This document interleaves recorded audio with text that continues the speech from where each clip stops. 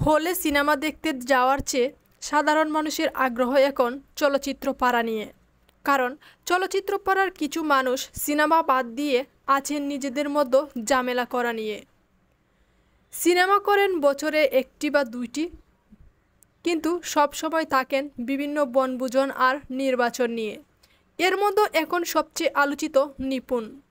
Cinema নিয়ে তিনি কেরিয়ারের শুরুতে আলোচনায় থাকলেও পরে হারিয়ে যান। 2008 সালে সাজঘর চলচ্চিত্রের জন্য এবং 2009 সালে চাঁদের মতো বউ চলচ্চিত্রের জন্য জাতীয় চলচ্চিত্র পুরস্কার পান। এরপর আর তেমন কিছুই করতে পারেননি।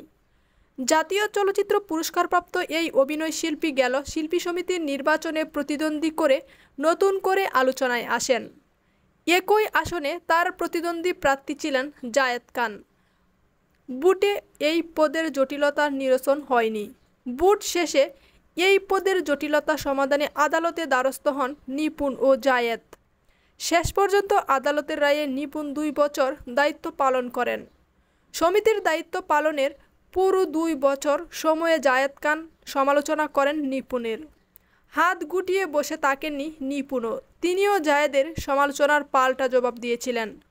বিভিন্ন সময়ে শিল্পী সমিতির এসব সদস্যদের অসংলগ্ন কথাবার্তার বিরক্ত ছিলেন জ্যেষ্ঠ অভিনয় শিল্পী থেকে শুরু করে সাধারণ মানুষও। চলতি বছরের নির্বাচনেও নিপুণ সাধারণ সম্পাদক পদের জন্য লড়াই করেছেন।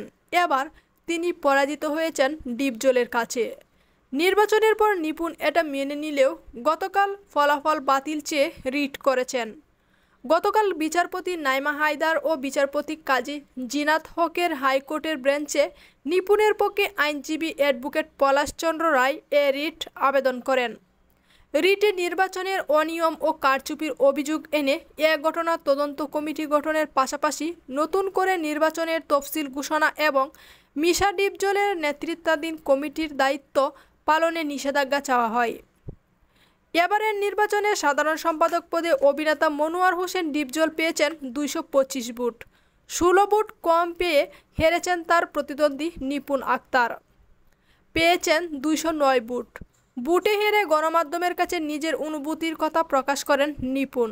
তার ভাষ্য, ভেবেছিলাম ডিপজল সাহেবের বিপরীতে আমি যখন দাঁড়াবো বুট পাবো সর্বোচ্চ 50টি, সেখানে বুট পেলাম 209টি, হেরেছি মাত্র 16 বুটে। এতেই প্রমাণিত হলো যে শিল্পী সমিতির ভাই বোনেরা আমাকে কতটা ভালোবাসেন। এত সম্মান দেওয়ার জন্য তাদের ধন্যবাদ জানাই। এমনকি নির্বাচন সুষ্ঠুভাবে সম্পন্ন হওয়ার জন্য নিজেকেই কৃতিত্ব দেন নিপুণ। যদিও আগের নির্বাচনে জয় নিয়ে শতভাগ আশাবাদী ছিলেন এই অভিনেত্রী।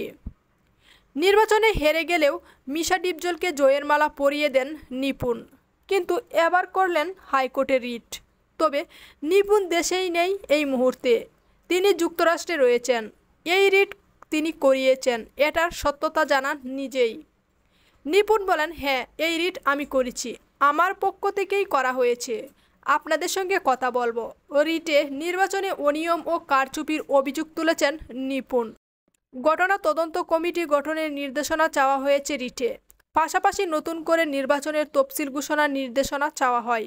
তবে এ বিষয়ে মিশা সওদাগর ও মনোয়ার হোসেন ডিপজলের নেতৃত্বাধীন কমিটি এখন পর্যন্ত মুখ খুলেননি।